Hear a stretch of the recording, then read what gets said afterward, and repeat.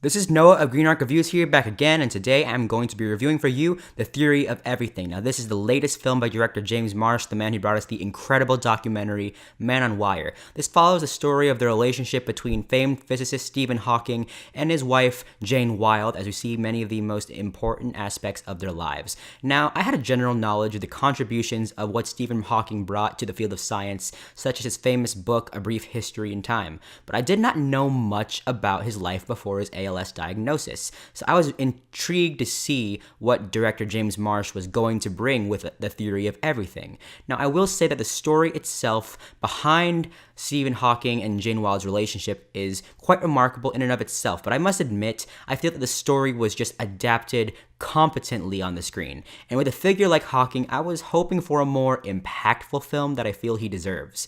I also feel that the film's screenplay works for what it is, but it still falls into the traditional tropes that we see in most biopics nowadays. I also feel that the film glosses over the more important and interesting aspects of Hawking's life. But despite some of these trappings and minor flaws that I have with the film, as it's actually done as a script, I still found myself quite charmed by what the movie was. Now, I did not know that the film was going to be adapted by Jane Wilde's own memoir about her relationship with Stephen, so I was pleasantly surprised to see that this was just as much about Jane as it was about Stephen.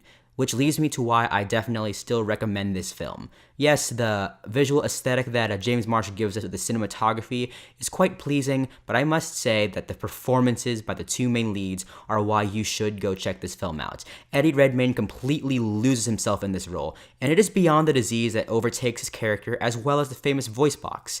It is the absolute dedication that he brings to his craft, much like Hawking's dedication to his own science, that goes beyond a mere imitation and becomes a complete embodiment of the spirit of what Stephen Hawking is. Also remarkable is Felicity Jones as Jane, who finds a delicate balance between sensitivity and strength that effortlessly complements Redmayne's performance. These two showcase some of the best on-screen chemistry I have seen in quite some time and are both worthy of Oscar nominations. The Theory of Everything is a film that, despite feeling a little too traditional of a biopic, is worth checking out for the two performances that truly anchor this entire film.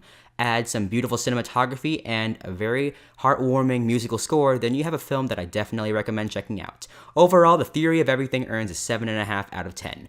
Anyways, guys, thank you so much for watching my review for The Theory of Everything. If you want to see more videos of mine, click that button and subscribe. Leave a comment down below. Like this video. Share this on Facebook, Twitter, any other social media device that you may use. You could also check out my Facebook page in the description down below. Thank you so much for helping me reach 100 likes. I greatly appreciate it, and I guess that is it. I am Noah of Green Arc Reviews, and I will see you in my next video.